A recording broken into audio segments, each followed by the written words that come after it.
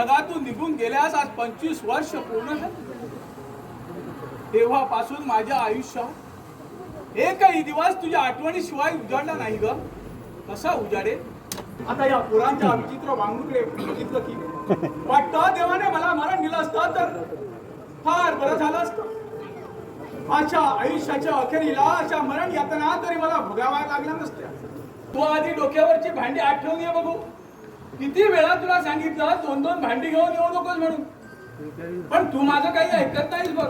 घरात असूनही बसल्यासारखं वागताय तुम्ही. ना कुणाशी काही बोलणं, ना कुणाला काही विचारणं. कुणाला काय विचारायचं, काय सांगायचं हेच कळत नाही मला. खरं तर सांगतोय. आता आजचीच गोष्ट सांगा तुमका. कसली सांग बघूया.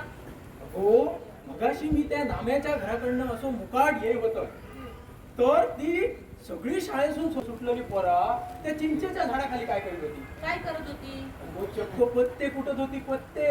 ह्या रांडेच्या अंकात जर चांगला सांगत गेलं तर ही कार्टी माकाच उलटा म्हणायला लागली. ह्या बाबल्याचं शानपण काढूक लागली. हो पप्पाजीनू, आपला बोलणं कसा अगदी स्पष्ट सुरेखत आहे. अगो नका नका म्हणत असताना पप्पाजीनी त्या गुरुवांच्या पोरावांना मॅट्रिक का पॅट्रिक शिकला त्याच्यावर माझं लगीन करून दिले.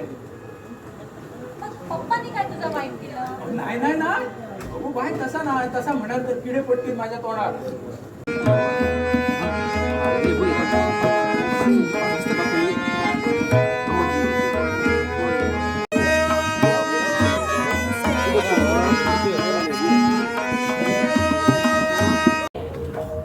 काहीतरी सांगून गेला असेलच.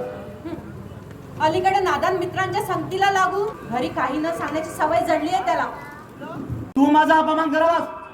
अरे चांगली ओळखू नाही रे मी तुला. हात हात सोड माझा. नीट लक्षात ठेव, विक्रांत म्हणतात मला. दुसऱ्याच्या सुखी संसारात विषारी गरळ ओतणारा का तोंडे नाग आहेस तू. बरोबर बोललीस.